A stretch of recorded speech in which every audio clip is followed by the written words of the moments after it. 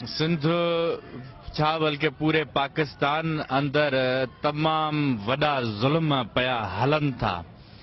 सिंध अवाम, सिंध जी specially Sindh जी अवाम के का ख़बर ॼण आहे ई कोन त छा थो हले पियो। ईअं थो लॻे त हिननि खे कोई ईअं नांग न ईअं गुज़री वेंदो आहे या क़ब्रिस्तान मां गुज़रंदा आहियूं, ईअं सभु मुआ पिया आहिनि। सम्झ में ॻाल्हि कोन थी अचे त ही कॾहिं उथंदा, कहिड़ा ज़ुल्म अञा हिननि ते थियनि, को अची तव्हां ते बुलडोज़र चाढ़नि, तव्हां ते अची करे तव्हांखे ईअं कुआड़ियूं हणनि त तव्हां उथंदो।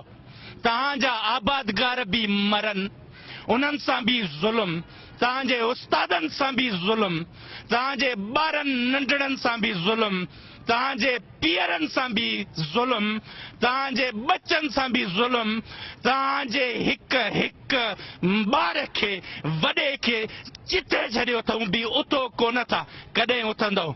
ज़ुल्म जे ख़िलाफ़ उथो।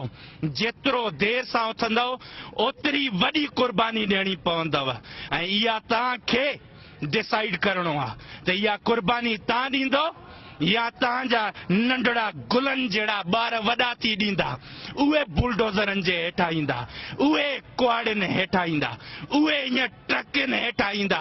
ख़ुदारा उथो, हिन ज़ुल्म खे ॾिसो, पंहिंजे नंढड़े नंढड़े मुफ़ादनि खे पोइते करे हिन मुल्क जे मुफ़ादनि ते ॿाहिरि निकिरो, रोडनि ते निकिरो। ही ज़ालिम घटि आहिनि, ज़ालिम ही तमामु घटि आहिनि, पर पाण में ॿधल आहिनि। तव्हां मज़लूम तमामु घणा आहियो, पर पाण में अलॻि अलॻि आहियो।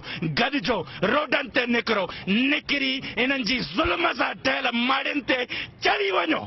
निकिरो ॿाहिरि, हिननि आबादगारनि सां निकिरो, हिननि हारियुनि सां निकिरो, उस्तादनि सां निकिरो, गुम थियल माण्हुनि सां निकिरो, हर माण्हूअ सां निकिरो, जिते बि ज़ुल्म थियो हुन सां निकिरो। ख़ुदारा निकिरो, उथो, न त ईअं तबाह थी वेंदो, तारीख़ तव्हांखे यादि बि न कंदी।